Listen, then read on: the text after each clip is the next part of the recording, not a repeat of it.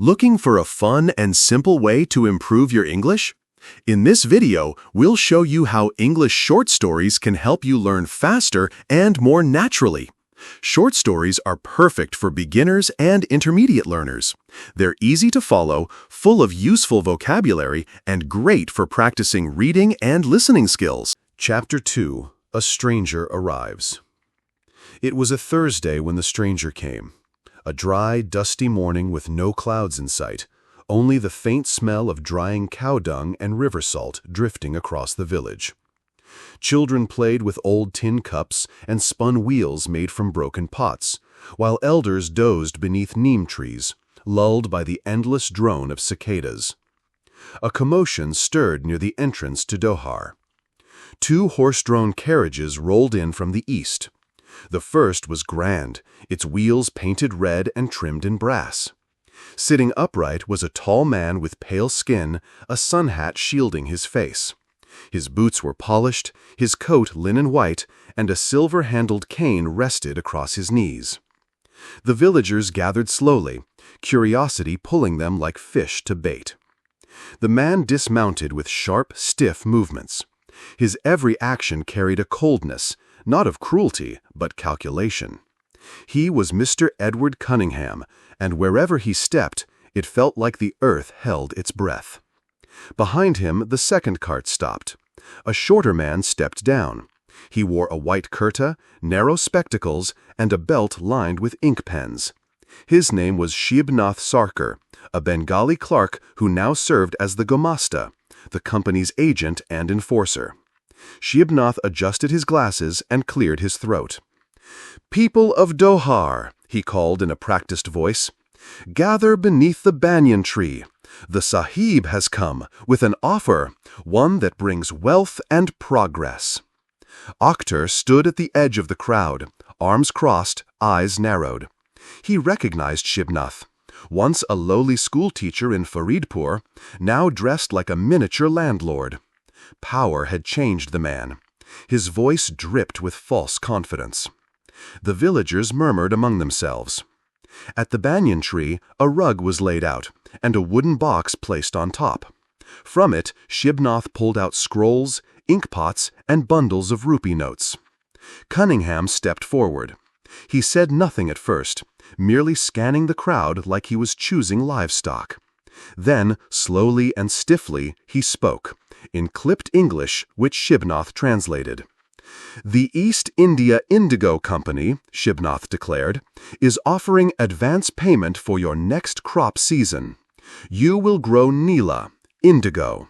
We provide the seeds, and we take care of the transport. You grow, you harvest, you get paid." Murmurs rippled through the crowd. "We do not eat Neela," an old man muttered. "It spoils the soil," whispered another. But then Shibnath lifted a small bag and held it up for all to see. "10 rupees now," he said, "for every bigha you agree to plant, more than what your jute or rice would earn."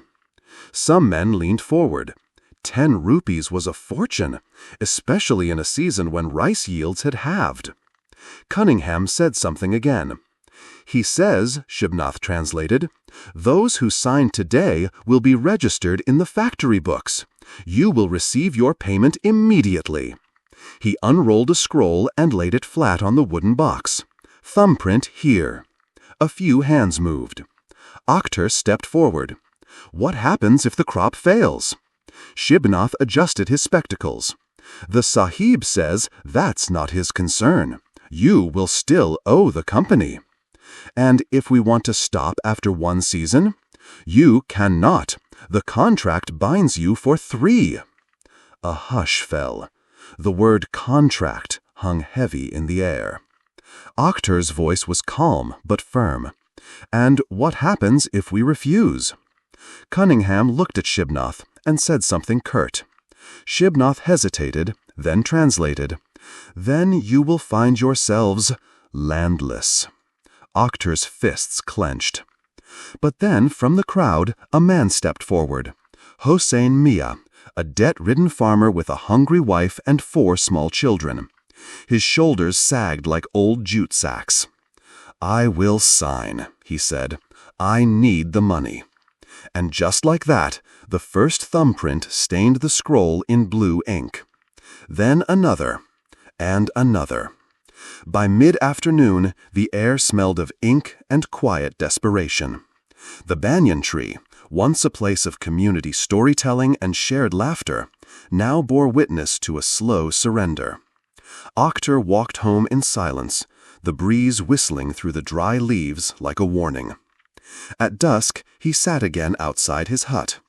Nazma served him lentils and flattened rice. Their daughter, Rokeya, asked if there would be sweets at the festival this year. He didn't answer. That night, long after the lamps were out and the village had fallen still, by reading and listening to stories, you'll learn new words in context, understand English grammar naturally, improve your pronunciation and comprehension, enjoy the learning process without feeling bored. Whether you want to speak English more fluently or just enjoy a good story while learning, this is the perfect place to start. Hit that like button, thumbs up, subscribe for more, and let's learn English together.